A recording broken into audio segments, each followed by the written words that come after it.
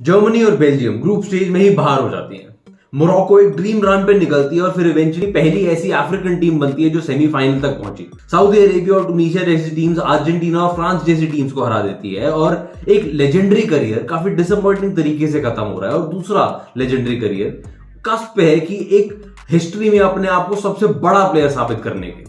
उसके अलावा बहुत सारे नए टैलेंट्स हैं जिन्होंने अलग अलग तरीके से वर्ल्ड कप पे बहुत लंबे टाइम के लिए छाप छोड़ दी है अपनी। बेसिकली ये वर्ल्ड कप अभी तक का मेरे ओपिनियन में रीसेंट हिस्ट्री में एटलीस्ट सबसे बढ़िया वर्ल्ड कप रहा है, जितना मर्जी कंट्रोवर्सी थी इसके अराउंड शुरू के टाइम पे। Hello and welcome back to Sports Circle. आज रिव्यू कर रहे हैं पूरे वर्ल्ड कप 2022 का। फाइनल की बात फाइनल के बाद में करेंगे और बेस्ट प्लेयर ट्रॉफीज वगैरह की बात उसके बाद में करेंगे। पर अभी के लिए इस टूर्नामेंट के अभी तक के जो सबसे बड़े मोमेंट्स रहे हैं, सबसे बड़े डिसअपॉइंटमेंट्स रहे हैं, सबसे बढ़िया प्लेयर्स रहे हैं, सबसे डिसअपॉइंटिंग प्लेयर्स रहे हैं, सबसे ज्यादा कंट्रोवर्शियल मोमेंट्स रहे हैं और भी बहुत कुछ, इन सब के बारे में हम बात कर रहे हैं इस वीडियो में। तो लेट्स गो। सबसे पहले बात करते हैं सबसे बड़े मोमेंट्स। ये मोमेंट नहीं है टेक्निकली, पर ये याद रहेगा बहुत सालों तक दुनिया को। मोरक्को का ड्रीम रन इस World cup. Morocco Belgium, Croatia और कनाडा के साथ ग्रुप में थे, एक ग्रुप स्टेजेस में, और किसी ने ये एक्सपेक्ट नहीं किया था ये ग्रुप स्टेज से भी बाहर निकलेंगे। नॉट जस्ट वो ग्रुप स्टेज से आगे गए, ग्रुप स्टेज को उन्होंने अपने ग्रुप में टॉप किया और बेल्जियम को हराया ग्रुप में, क्रोएशिया के साथ बहुत तगड़ा परफॉर्मेंस डाला। उसके बाद फिर स्पेन को हराया, पोर्चुगल को हराया पहले राउंड ऑफ 16 में, स्पेन को, फिर पोर्चुगल को क्वार्टर फाइनल्स में, और फ्रांस को भी एक डिसेंट टक्कर दी उन्होंने सेमीफाइनल में। हार गए अनफॉर्चुनेटली, उनको इंजरीज काफी सारी हो रखी थी, पर परफॉर्मेंस उन्होंने अपने आप को और अपने नेशन को, अपने फैंस को कभी भी लेट डाउन नहीं किया पूरे इस जर्नी में।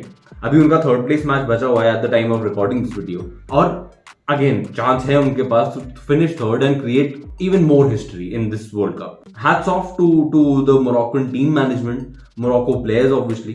जिस तरह का स्पिरिट उन्होंने दिखाया इस पूरे वर्ल्ड कप में, ये शायद इतने आराम से देखने को नहीं मिलता, ना इंटरनेशनल फुटबॉल में ना क्लब फुटबॉल में। इतने इस लेवल का जो पैशन और इस लेवल का जो एक इंटेंसिटी थी पूरे ही टूर्नामेंट में इस टीम की, दैट इज अनमैच्ड एंड इतने आराम से ये होगा नहीं। एंड ऑब्वियसली अफ्रीकन फुटबॉल के लिए इस टाइम पे एटलीस्ट ये एक बहुत अच्छा साइन है कि बाकी सब टीम्स को भी इंस्पिरेशन मिलेगी फॉर श्योर। फिर आते हैं घाना के सेलिब्रेशन में। घाना अपने ग्रुप से आगे क्वालिफाई नहीं कर पाए और आखिरी मैच अपना यूरुग्वे से 2-0 हारे वो लोग। पर उस मैच के बाद जिस तरह का सेलिब्रेशन था वो ऐसा लग रहा था कि वर्ल्ड कप उन्होंने जीत लिया है। उनकी यूरुग्वे और लुइस सुआरेज से काफी लंबी दुश्मनी चल रही है वो हैंडबॉल वाले इंसिडेंट के बाद 2010 वर्ल्ड कप के बाद से। इस बार इस मैच में यूरुग्वे को 3-0 जीतना था, क्योंकि दूसरा मैच साउथ कोरिया और पोर्चुगल, साउथ कोरिया 2-1 जीत रही थी। घाना ने, जब उन्हें यह समझ आ गया कि 2-0 वो हार रहे हैं मैच, तो वो हार ही रहे हैं, बट अगर यूरुग्वे ने तीसरा गोल भी मार लिया तो यूरुग्वे आगे क्वालिफाई कर जाएगी। घाना ने पूरी जीत जान से अपने बॉडी इस लाइन पे लगा के ये इंश्योर किया कि तीसरा गोल ना जाए। बस आखिरी मिनट में सब्स्टिट्यूशंस भी किए, टाइम वेस्ट इन सारे टैक्टिक्स यूज किए, एंड एक वो पर्सनल दुश्मनी निकालने वाला हिसाब जो होता है वो उन्होंने पूरा कर लिया इस बार। एंड जिस तरह का सेलिब्रेशन था, दैट इज समथिंग जो आप बहुत सालों तक याद रखो कि यार एक टीम हार के इतना ज्यादा सेलिब्रेट किया जस्ट बिकॉज उन्होंने अपने ओपोनेंट को क्वालिफाई नहीं करने दिया। ग्रुप स्टेजेस में ही एक और बढ़िया मोमेंट था। स्पेन और जर्मनी, एक टाइम पे ऐसा था कि दोनों ही इकट्ठे बाहर हो जाते ग्रुप स्टेजेस से ही। जर्मनी कोस्टा रिका से हार रही थी, स्पेन जापान से हार रही थी, एंड बहुत रियल पॉसिबिलिटी थी कि जापान और कोस्टा रिका आगे चले जाएंगे, स्पेन और जर्मनी पीछे रह जाएगी। इवेंचुअली स्पेन अपना मैच हारी पर जर्मनी अपना मैच जीती, बट अगेन जर्मनी के जीतने की वजह से स्पेन को एडवांटेज हो गया और जापान और स्पेन क्वालिफाई कर गए और जर्मनी ग्रुप स्टेज से बाहर हो गई in a very disappointing fashion. And that is something जो उनको बहुत बहुत लंबे टाइम तक खटकेगा। इस साल की परफॉर्मेंस, इस वर्ल्ड कप की परफॉर्मेंस जर्मनी को बहुत लंबे टाइम तक चुभने वाली है।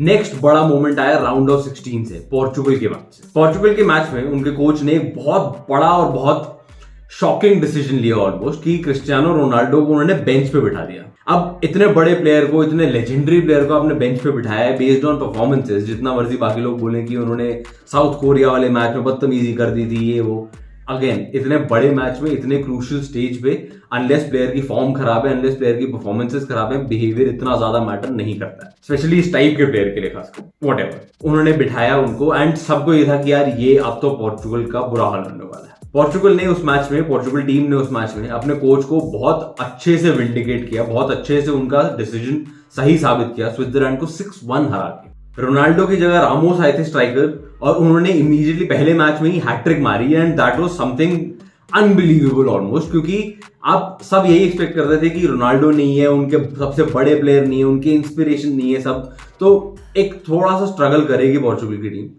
वो नहीं हुआ and coach I am sure बहुत ज्यादा खुश होंगे उस दिन उस मैच के बाद कि यार मैंने इतना बड़ा डिसीजन लिया और वो सही साबित हो गया इमीडिएटली। अब आते हैं सबसे बड़े अपसेट्स पे। पहला सबसे बड़ा अपसेट था इस वर्ल्ड कप का, जिस अपसेट ने इस वर्ल्ड कप को एक्चुअली एकदम से जान भर दी, वो था अर्जेंटीना जब हारी सऊदी अरेबिया से 2-1। That was extremely unexpected. Saudi Arabia को किसी ने कोई चांस नहीं दिया था। इवन फर्स्ट हाफ में अर्जेंटीना ने डोमिनेट कर रखा था उस मैच को। काफी सारे ऑफसाइड गोल्स थे उनके, अगर उनमें से कोई भी अगर 2 इंच भी पीछे होते प्लेयर्स तो अर्जेंटीना के पास काफी तगड़ी लीड होती है ऑलरेडी फर्स्ट हाफ में, but that was not to be. Second half में जब सऊदी अरेबिया बाहर आई अपने ड्रेसिंग रूम से सेकंड हाफ खेलने के लिए, तो उनका एक अलग ही स्पिरिट, अलग ही इंटेंसिटी दिखा एंड दैट वाज समथिंग जो अर्जेंटीना ढंग से हैंडल नहीं कर पाए। ये एक बहुत फेमस विक्ट्री थी। सऊदी अरेबिया में तो नेशनल हॉलिडे तक डिक्लेयर हो गया कि टीम जीती, अर्जेंटीना वो हराया उन्होंने। इतना सेलिब्रेशन की आप वर्ल्ड कप को तो बाकी को छोड़ दो, यही है जो है। सऊदी अरेबिया के हर प्लेयर्स को रोल्स रॉयस तक मिली है इस एक विक्ट्री के लिए एंड ये आपको बताता है कि किस मैग्नीट्यूड का अपसेट था ये। जापान का हराना जर्मनी और स्पेन को, ये भी बहुत बड़े अपसेट मोमेंट्स थे। जापान ने पहले ही मैच में जर्मनी को हरा दिया कम फ्रॉम बिहाइंड विक्ट्री में 2-1, फिर उसके बाद स्पेन को हराया आगे क्वालिफाई करने के लिए। वो हराने के चक्कर में उन्होंने जर्मनी को बाहर ही कर दिया कंफर्म।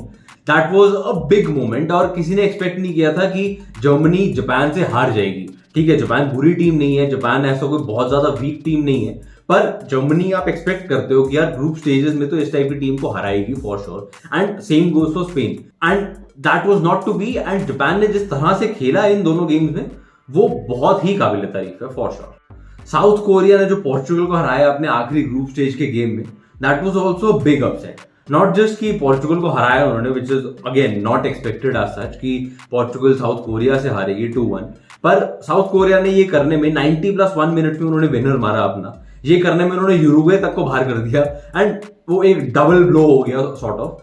वो एक बहुत बड़ा मोमेंट था और एक बहुत बड़ा अपसेट मोमेंट था इस वर्ल्ड कप का। एक और बड़ा अपसेट आया क्वार्टर फाइनल्स में जब ब्राजील हारी क्रोएशिया से। Again Croatia is a very very solid team, last time world Cup में वो फाइनलिस्ट थे, पर इस बार जिस तरह से ब्राजील खेल रहे थे और जिस तरह से क्रोएशिया खेल रहे थे, गोइंग इनटू द गेम सबको ये एक्सपेक्टेड था कि ब्राजील जीत लेगी, आराम से नहीं बट फिर भी जीतेगी तो फॉर श्योर क्रोएशिया से। एंड पूरा मैच अगर देखो आप तो पूरे मैच में क्रोएशिया ने डिफेंस किया है, जम के डिफेंस किया है और ब्राजील ने ढंग से अटैक नहीं कर पाए unfortunately. That is the summary of the game. Extra time में नेमार ने जब गोल मारा तो सबको यही था कि यार अब तो क्रोएशिया नहीं आ सकती है वापस इस गोल के बाद, क्योंकि वो कोई ऐसा बहुत ज्यादा अटैकिंग इंस्टेंट उन्होंने पूरे गेम में दिखाया नहीं था सच। और उस टाइम तक मॉड्रिच भी ऑलरेडी फील्ड से आउट थे, उनके बेस्ट प्लेयर, उनके लेजेंडरी प्लेयर, उनके कैप्टन। तो सबको ये था कि यार ये एक अपने आप को फिर से इंस्पायर शायद ना कर पाए, बट उन्होंने किया।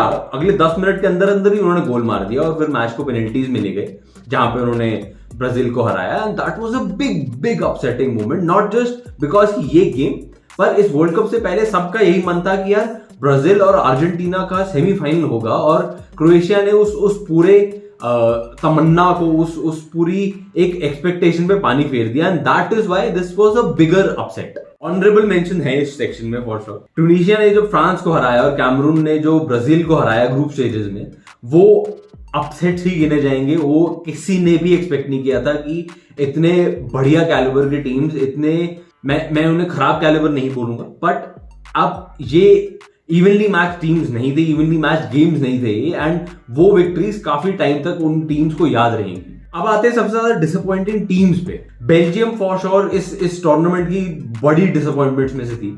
वर्ल्ड रैंक नंबर 2 है वो टीम, उनके पास टैलेंट की कमी नहीं है किसी भी डिपार्टमेंट में। जिस तरह का परफॉर्मेंस उन्होंने दिया ग्रुप स्टेज में, वो लोग बाहर हो गए। आखिरी जो उनका ग्रुप स्टेज का मैच था उसमें जिस तरह के चांसेस उन्होंने मिस किए हैं, लुकाकू ने जितने सारे चांसेस मिस किए हैं क्रोएशिया के अगेंस्ट, वो सारे अपने बाल नोचे होंगे उन लोगों ने, अपने भी एक दूसरे के भी ड्रेसिंग रूम में जाके।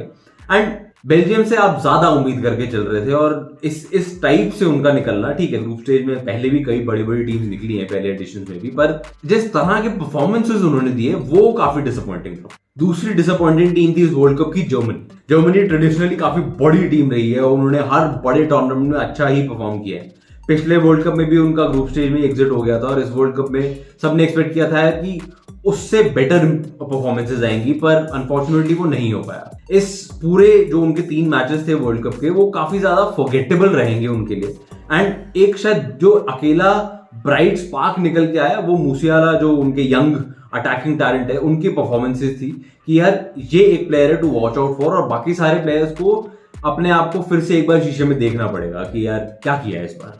फिर आते हैं स्पेन एडमिटेडली यंग टीम थी थोड़ी सी, पर उनसे एक्सपेक्टेशन ज्यादा थी, स्पेशली और ज्यादा हो गई थी क्योंकि उन्होंने जो पहला मैच खेला था इस वर्ल्ड कप का, उसमें 7-0 हराया था कोस्टारिका को। उसके बाद से उनके परफॉर्मेंसेस नीचे ही जाते चले गए, और जो राउंड ऑफ 16 वाला मैच था मोरक्को के अगेंस्ट, जिसमें वो पेनल्टीज में हारे, वो पूरे ही मैच में आज तक लगा नहीं कि वो कुछ बहुत ज्यादा अटैकिंग कर पा रहे हैं। इन फाइनल थर्ड में तो आके वो गेम डेड ही हो जा रहा था बार बार। एंड पेनल्टीज का उनका वैसे ही रिकॉर्ड काफी खराब रहा है पिछले काफी टाइम से। एंड उनके कोच ने इस वर्ल्ड कप से पहले एक स्टेटमेंट भी दिया था कि नहीं जी, इस बार तो बहुत ज्यादा प्रैक्टिस की हमने पेनल्टीज की, हजार पेनल्टीज दी हैं हमने। वो कहीं भी प्रैक्टिस दिखी नहीं है, एंड अनफॉर्चुनेटली राउंड ऑफ 16 में ही बाहर हो गई स्पेन।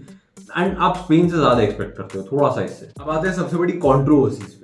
ये वर्ल्ड कप काफी ज्यादा कंट्रोवर्शियल रहा है, रेफरिंग डिसीजन, प्लेयर्स के आर्गुमेंट्स वगैरह बहुत कुछ हुआ है, तो शुरू करते हैं इससे। सबसे पहला कंट्रोवर्शियल डिसीजन था, शॉकिंग डिसीजन भी कह सकते हो उसको, रोनाल्डो को जब बेंच किया पोर्चुगल के मैनेजर ने। किसी ने एक्सपेक्ट नहीं किया था कि इतना बड़े टूर्नामेंट में, इतने बड़े स्टेज पे इतना बड़ा प्लेयर आप बिठा दोगे, अपने कंट्री का कैप्टन, अपनी कंट्री का बेस्ट एवर प्लेयर आप बिठा दोगे इस स्टेज पे आके। वो पहला मैच में तो जिस मैच में उनको बिठाया राउंड ऑफ 16 में, वो तो बहुत बढ़िया खेला पोर्चुगल ने।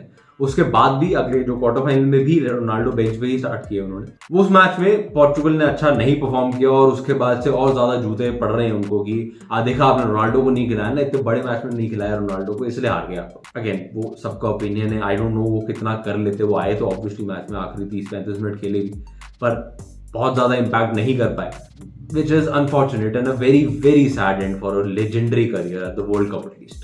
अर्जेंटीना वर्सेस नेदरलैंड्स गेम में बहुत सारी रेफरिंग कंट्रोवर्सीज आई। वो उनके जो रेफरी के डिसीजंस थे बहुत ज्यादा डिबेटेबल थे कई पॉइंट्स पे। 18 तो उन्होंने येलो कार्ड्स दिए पूरे मैच में, which is unprecedented at this point. दोनों ही टीम ने मैच के बाद उनको बहुत तगड़े तरीके से क्रिटिसाइज किया, इतना ज्यादा क्रिटिसाइज किया कि फीफा ने उनको घर तक भेज दिया है। क्वार्टर फाइनल के बाद वो कहीं दिखेंगे नहीं। अब इस टाइप के डिसीजन, इस टाइप के रेफरिंग परफॉर्मेंसेस काफी एक बैड टेस्ट छोड़ जाते हैं, स्पेशली इतने बड़े टूर्नामेंट में जब आपको पूरी दुनिया देख रही है।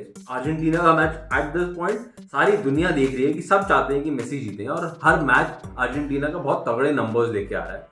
एंड ऐसे गेम में आप इस तरह का रेफरी और इस तरह की रेफरिंग परफॉर्मेंस नहीं चाहते हो as a football fan at least. Refereeing controversies की ही बात करें अगर, तो पोर्चुगल वर्सेस मोरक्को में भी काफी ज्यादा बवाल हुआ रेफरी के परफॉर्मेंस को लेकर। यहाँ पे थोड़ा सा नॉन एग्जिस्टेंट बवाल था, ठीक है, रेफरिंग डिसीजन जो थे वो हर बार पोर्चुगल के फेवर में नहीं गए, बट पोर्चुगल प्लेयर्स का मैच के बाद बाहर निकल के ये बोलना कि ये जी अर्जेंटीना नेशनैलिटी का रेफरी आपको नहीं रखना चाहिए था, आप क्या इंप्लाई करना चाह रहे हो? जस्ट बिकॉज वो अर्जेंटीना से हैं, वो मेसी को जिताना चाहते हैं, इसी वजह से वो पोर्चुगल को बाहर कर देंगे अभी से? That is not exactly a very logical thing to say and not exactly a very fair thing to say. आप किसी रेफरी की नेशनैलिटी की वजह से उनको क्रिटिसाइज कर रहे हो तो वो गलत बात है। परफॉर्मेंस को क्रिटिसाइज करो, ठीक है, वो ऑलमोस्ट सबको ही कर रहा है। पिछले काफी टाइम से प्रीमियर लीग वगैरह में भी रेफरिंग परफॉर्मेंस को काफी क्रिटिसिज्म मिल रहा है, पर सिर्फ उनकी नेशनैलिटी की वजह से उनको क्रिटिसाइज करना वो गलत है। एक बड़ा कंट्रोवर्सी का डिसीजन जब आया,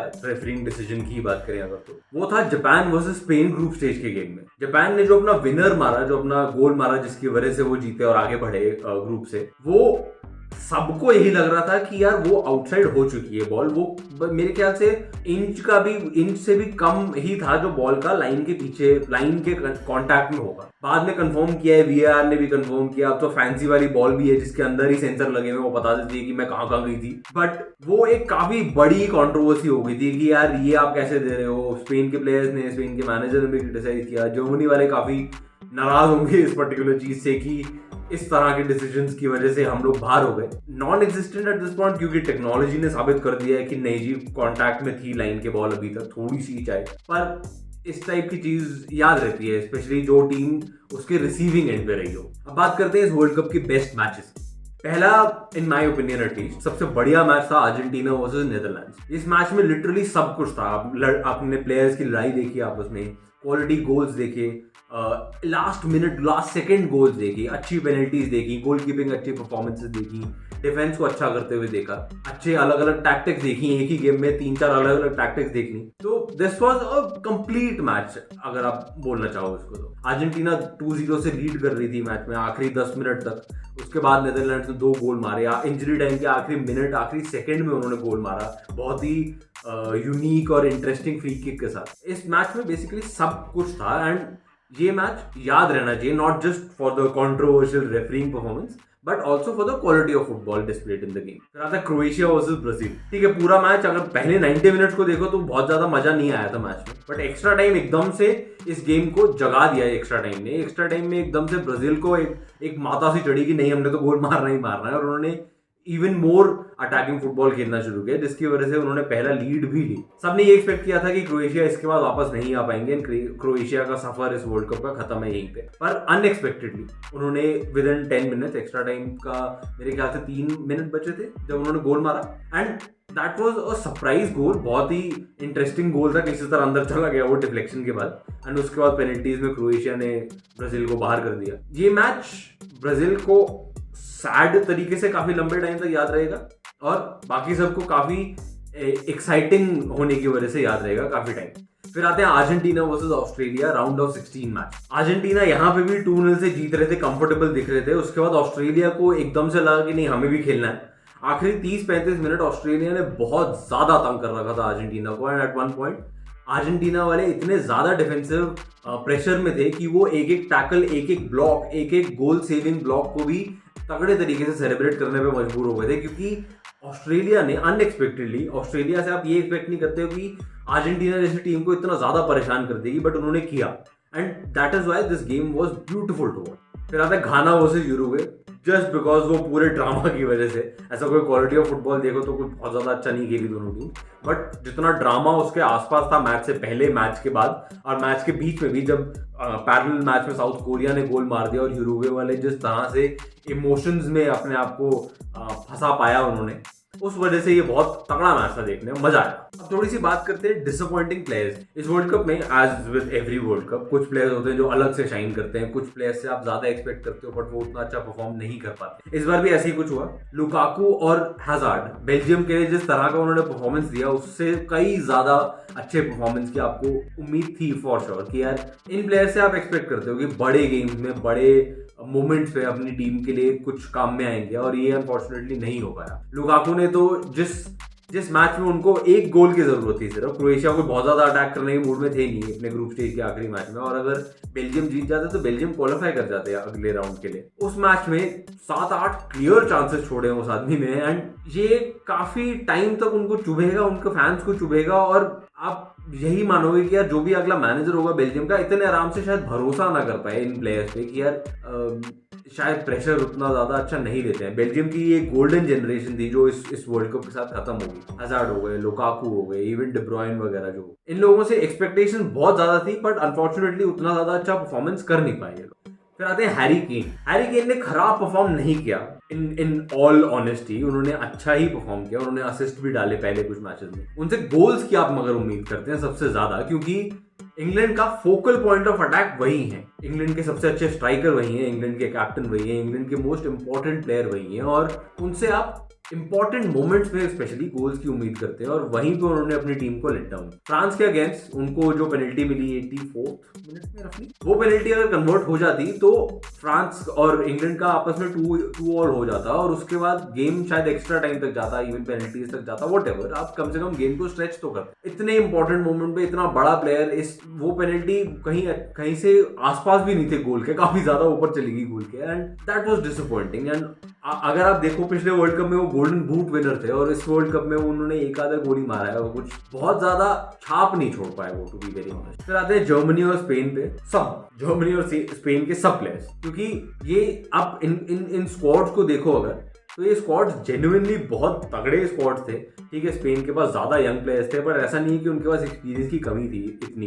एंड उस टीम, दोनों टीम से इस टाइप का परफॉर्मेंस आपने एक्सपेक्ट नहीं किया था, आप ज्यादा एक्सपेक्ट कर रहे थे, और वो थोड़ा सा मूड खराब हुआ इन ऑल फेयरनेस। फिर आते हैं क्रिस्टियानो रोनाल्डो पे। ये टूर्नामेंट, ये वर्ल्ड कप उनका लास्ट वर्ल्ड कप है फॉर श्योर, 99% श्योर एटलीस्ट। वो आदमी मशीन है, कुछ भी कर सकता है, बट आप एक्सपेक्ट नहीं करते हो कि 2026 वाला वर्ल्ड कप वो खेलेंगे। And that is sad obviously. जिस तरह का लेजेंडरी करियर रहा है उनका, इस तरह का एंड वो डिजर्व नहीं करते थे, टू बी वेरी ऑनेस्ट। इस वर्ल्ड कप से पहले उनका एक फोटो शूट सा भी आया था मेसी के साथ कि ये दोनों बैठ के चेस खेल रहे हैं, और सब कुछ सेटअप था कि ये दोनों फाइनल में मिलेंगी टीम्स, एंड पोर्चुगल और अर्जेंटीना, और दोनों सबसे बड़े प्लेयर्स, हिस्ट्री के सबसे बड़े प्लेयर्स, ये दोनों फाइनल में मिलेंगे टू डिसाइड कौन ज्यादा बड़ा प्लेयर है।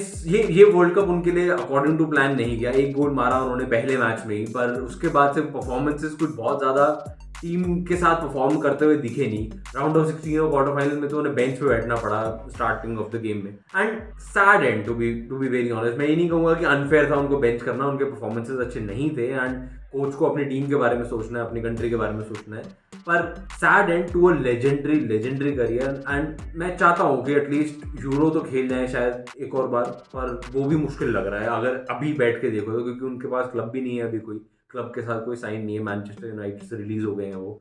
पोर्चुगल में भी कुछ बहुत ज़्यादा फेवरेबल उनका फ्यूचर नहीं लग रहा है। उन्होंने अभी तक कुछ अनाउंस नहीं किया है, पर लग नहीं रहा कुछ बहुत ज़्यादा लंबा फ्यूचर है उनका पोर्चुगल नेशनल टीम के साथ भी। एंड आई विश कि यार हमें एक बहुत बड़ा एपिक शोडाउन मिला होता दोनों गोट्स के बीच में। करते हैं बेस्ट प्लेयर्स, जहां रोनाल्डो का काफी डिसअपॉइंटिंग वर्ल्ड कप रहा है। इस वर्ल्ड कप में मेसी ने बहुत तगड़ा परफॉर्मेंस दिया है, एंड जेन्युइनली एक वो परफॉर्मेंस दिया है कि जिसको आप देख के बोलो कि हाँ ये आदमी है यार ग्रेटेस्ट ऑफ ऑल टाइम। 5 गोल उन्होंने मारे हैं, 3 असिस्ट, और 3 जेन्युइनली माइंड ब्लोइंग असिस्ट उन्होंने मारे हैं। एंड उन्होंने काफी हद तक अर्जेंटीना को कैरी किया है। मैं ये नहीं कह रहा कि अर्जेंटीना के बाकी प्लेयर्स ने कुछ नहीं किया, बहुत अच्छे से सपोर्ट किया है, but being the star he has lead from the front, and being the captain. उनका कई बार क्रिटिसिज्म होता था कि यार ये वोकल लीडर नहीं है, पर इस बार वो भी दिखा है। बेसिकली उन्होंने पूरी जान मार दी है इस वर्ल्ड कप में, इस वर्ल्ड कप को जीतने के लिए। एंड फाइनल में होपफुली वो कन्वर्ट भी हो जाए, ये पूरा एफर्ट उनका, ये पूरा उनका एस्पिरेशन फाइनल में एक फ्रूटफुल एंड हो उनके लिए इस World cup campaign. Very close second अगर बेस्ट प्लेयर्स की लिस्ट देखें तो किलियन एम्बापे हैं। उन्होंने भी बहुत ही तगड़ा परफॉर्मेंस दिया है। डिफेंडिंग चैंपियन है वो फ्रांस के साथ ऑलरेडी। किसी ने एक्सपेक्ट नहीं किया था कि फ्रांस फिर से फाइनल में पहुंच जाएगी, वो पहुंचे और बहुत तगड़ा परफॉर्म करके पहुंचे। एंड उसका एक बहुत बड़ा रीजन रहे हैं एम्बापे ऑलरेडी एक कॉन्वर्जेशन में है कि यार अगले ग्रेट प्लेयर वही होने वाले हैं, अगले सबसे बढ़िया प्लेयर अगले कुछ सालों के लिए वही रहने वाले हैं। और अगर तो ये वर्ल्ड कप जीत जाते हैं, जैसे हमने पिछले वीडियो में बात की थी, तो ये ग्रेटेस्ट ऑफ ऑल टाइम की कॉन्वर्सेशन में ऑलरेडी आ जाएंगे 23 साल की उम्र में, विच इज अमेजिंग। ये अगेन एक ऑलमोस्ट इनक्रेडिबली अनबिलीवेबल बात है कि 23 साल की उम्र में आप एक प्लेयर की बात कर रहे हो कि ग्रेटेस्ट ऑफ ऑल टाइम की लिस्ट में इसका नाम डाल सकते हैं जी। एंड इस वर्ल्ड कप में उन्होंने ऑलरेडी 5 गोल मार लिए हैं, 2 गोल असिस्ट किए हैं उन्होंने। At this point in time final की अगर बात करें तो एक बहुत तगड़ा रेस चल रही है। फाइनल में मेसी और एम्बापे के बीच में वर्ल्ड कप की रेस तो है ही, गोल्डन बूट की रेस है, सबसे ज्यादा गोल मारने वाले की रेस है, दोनों 5-5 गोल पे हैं अभी। गोल्डन बॉल की रेस है, सबसे अच्छे प्लेयर बनने की रेस है। तो एक बहुत ही इंटरेस्टिंग कॉन्टेस्ट होने वाला है इस गेम में। एंड आई एम श्योर ये हम लोगों को लिटरली पूरा 90 मिनट और उससे ज्यादा भी शायद हमें सीधा बैठ के हाथ जोड़ के देखना पड़ेगा कि यार हो क्या रहा है इस गेम। आगे बढ़े अगर इस लिस्ट में, तो ब्रूनो फर्नांडिस ने बहुत तगड़ा परफॉर्म किया पोर्चुगल के लिए। जो स्टार लीडिंग मैन थे वो रोनाल्डो एक्सपेक्टेड थे, बट ब्रूनो फर्नांडिस ने वो एक्चुअल परफॉर्मेंस दिया है इस वर्ल्ड कप में। उनके अलावा ग्रीजमैन ने फ्रांस के लिए बहुत ही तगड़ा परफॉर्म दिया है। वो जो हाइब्रिड 8 और 10 के जो बीच में जो उनका रोल है, वो बहुत ही ज्यादा अच्छा उन्होंने गेम कंट्रोल करके दिया है फ्रांस को। पिछले कुछ टाइम से उनका क्लब फॉर्म उतना ज्यादा अच्छा नहीं रहा, एंड ये वर्ल्ड कप ऑलमोस्ट एक रिडेम्पशन है उनके लिए, and he has been brilliant throughout. And France का जो भी हार जीत उनके परफॉर्मेंस पे बहुत ज्यादा डिपेंड करने वाली है, अपार्ट फ्रॉम एम्बापे। उसके अलावा आते हैं ओटोमेंडी पे। ओटोमेंडी ने अर्जेंटीना का डिफेंस बहुत तगड़े तरीके से संभाल के रखा है। अगर आप मेसी को बोलते हो कि वो कैप्टन है leading from the front end leading the attack line, तो ओटोमेंडी उनके कैप्टन एट द बैक है ऑलमोस्ट। और ये वर्ल्ड कप उनका जेन्युइनली बहुत अच्छा रहा है। काफी टाइम से उनको क्रिटिसिज्म काफी मिलता है कि यार ये उतने कंसिस्टेंट नहीं है, ये इनका बीच गेम में दिमाग घूम जाता है कई बार, पर इस वर्ल्ड कप में एटलीस्ट अभी तक वो उन्होंने बहुत अच्छा फॉर्म। उसके अलावा आते हैं Hakimi. To be very fair, Morocco की सारी टीम को इस लिस्ट में होना चाहिए, पर उनके जो स्टार मैन है हकीमी, उनके पीएसजी में खेलते हैं वो राइट बैक, एंड उन्होंने अपना जो उनके एक्सपेक्टेशन के बराबर की परफॉर्मेंसेस थी, जो उनसे हम चाह रहे थे, उनके फैंस चाह रहे थे कि हाँ इस तरह का परफॉर्म करे ये प्लेयर, वो उन्होंने करके दिखाया है एंड बहुत ही ज्यादा क्रूशियल पार्ट प्ले किया है मोरक्को के इस ड्रीम रन में। फिर आगे जी मॉडरिच, ये एक और लेजेंडरी करियर है जो इस वर्ल्ड कप के साथ खत्म हो रहा है। अगला वर्ल्ड कप मैं नहीं मानता मॉडरिच खेल पाएंगे। Again man is a machine, कुछ भी कर सकते हैं, बट प्रैक्टिकली पॉसिबल नहीं है, लग नहीं रहा है। सैड एंड है, सेमीफाइनल उनका यही उम्मीद रही होगी कि यार एक और फाइनल खिला जाऊं टीम को। पिछले वर्ल्ड कप में वो गोल्डन बॉल विनर थे, सबसे बढ़िया प्लेयर थे पूरे टूर्नामेंट। इस बार उतना ज्यादा मैजिक नहीं दिखा पाए। अर्जेंटीना के अगेंस्ट शुरू अच्छा किया था उन्होंने, बट अनफॉर्चुनेटली वो ट्रांसलेट नहीं हो पाया पूरे गेम में, एंड ठीक है, but hats off to the career he had with Croatia specially. फिर last but not the least Casemiro. Brazil attacking force बहुत तगड़ी है, पर जो उनके मिडफील्डर कासेमिरो ने जो परफॉर्म किया है वो उनका एक होल्डिंग पॉइंट था कि यार उस बंदे के परफॉर्मेंस की वजह से ही और उसके आसपास ही सब खेल रहे हैं, एंड उनको उतना ज्यादा रिकॉग्निशन नहीं मिलता कई बार, पर इस वर्ल्ड कप के बाद उनको और ज्यादा पूछना चाहिए लोगों को यार कि ये बंदा, इस बंदे की तारीफ बनती है कि टू मैन मिडफील्ड में जिस तरह से उन्होंने कई बार डोमिनेट भी किया ओपोनेंट को, वो फॉर श्योर उस चीज की तारीफ करना बनता है। अब last but not the least, her world cup हम लोगों को एक बहुत ही बड़ी लिस्ट दे रहा था यंग प्लेयर्स की जो कहीं से आए और बहुत तगड़ा परफॉर्म कर दिया, और उसके बाद उनके ट्रांसफर विंडोज वगैरह में भी प्राइस बहुत तगड़े चले गए। इस वर्ल्ड कप में भी हमें काफी सारे ऐसे प्लेयर्स देखने को मिले। शुरू करते हैं इंग्लैंड के बेलिंगम और साका से। बेलिंगम ने जिस तरह का परफॉर्मेंस दिया मिडफील्ड में, जिस तरह से उन्होंने डोमिनेट किया मिडफील्ड में, वो इतनी कम उम्र में, 19 साल की उम्र में आप नहीं एक्सपेक्ट करते हो इतने बड़े स्टेज पे कोई प्लेयर कर जाएगा। सेम गोस फॉर साका। साका इस पूरे वर्ल्ड कप में इंग्लैंड के सबसे ज्यादा थ्रेटनिंग अटैकर थे, एंड कई बार वो ओवरशैडो हो जाते हैं फिल फोर्डर, इन सब टाइप के प्लेयर्स में, जिनका ये लगता है कि यार ये अगला फ्यूचर है, ये है वो है, पर साका को क्रेडिट मिलना चाहिए कि यार वो प्लेयर बहुत ज्यादा तगड़ा है और आने वाले टाइम में he is one two watch out for sure. फिर आते हैं ब्राजील के रिचार्लिसन से मैं नहीं कह रहा कि बहुत ज्यादा यंग प्लेयर है, बट अब वो एज अ नंबर 9 उनसे बहुत ज्यादा एक्सपेक्टेशन नहीं थी, उनके आसपास के प्लेयर्स से बहुत ज्यादा एक्सपेक्टेशन थी as compare to him, but बहुत तगड़ा परफॉर्म किया है उन्होंने इस पूरे वर्ल्ड कप में, और जिस तरह के उन्होंने गोल्स मारे, ऑलरेडी एक दो तो उन्होंने गोल ऑफ द टूर्नामेंट के कंटेंडर भी मार दिए हैं। तो ये टूर्नामेंट रिचार्लिसन के लिए बहुत ज्यादा अच्छा था, और उनको भी और उनके क्लब को भी, उनके पूरी टीम को, उनके पूरे फैंस को, सबको याद रहने वाला है। फिर आते हैं फ्रांस के कोनाटे स्टार्टर नहीं थे डिफेंस में फ्रांस के लिए, पर जब भी खेले हैं वो बहुत अच्छा खेले हैं। पिछले मैच में मोरक्को के अगेंस्ट जब उनके फ्रांस के ओपामेकानो जो स्टार्टिंग सेंटर बैक है वो बीमार पड़ गए थे, कोनाटे को वो लाए थे खिलाने के लिए। जिस तरह का उस आदमी ने परफॉर्म किया फाइनल में, अगर बाकी सब ठीक भी हो जाते हैं तो उनको बिठाना बहुत ही ज्यादा अनफेयर होगा, and this is a tournament जहां पे उन्होंने एस्टैब्लिश कर लिया खुद को, स्पेशली फ्रांस के लिए, अपने क्लब लिवरपूल के लिए, सबके लिए उन्होंने एक एस्टैब्लिश कर लिया कि हाँ he is one for the long term future. हमने पहले बात की थी मूसियाला की, जर्मनी के एक लोन ब्राइट स्पार्क अगर कह लो तो मूसियाला का बहुत तगड़ा परफॉर्मेंस रहा है, और जर्मन मेसी का उनको निकनेम मिल गया ऑलरेडी, और अगर इसी ट्रैक पे चलते रहे तो फॉर श्योर बहुत बड़े प्लेयर होने वाले हैं। फिर आते हैं चुमेनी फ्रांस की मिडफील्ड का ऑलरेडी काफी सारे इंजरीज से स्ट्रगल कर रहे थे मिडफील्ड, पोग्बा भी बाहर थे, कांटे भी बाहर थे, बट इस प्लेयर ने जिस तरह का परफॉर्म किया है इस पूरे वर्ल्ड कप में, कहीं भी इतने बड़े बड़े नामों को आपने ये मिस नहीं किया, इस टीम ने कहीं भी मिस नहीं किया कि यार पोग्बा होते तो ऐसा हो जाता, कांटे होते तो ऐसा हो जाता। इस बंदे ने जेन्युइन परफॉर्मेंस दी है पूरे टूर्नामेंट में, and he is for sure contender for the young player of the tournament. फिर आते हैं अर्जेंटीना के एंजो फर्नांडिस और जूलियन अल्वारेज।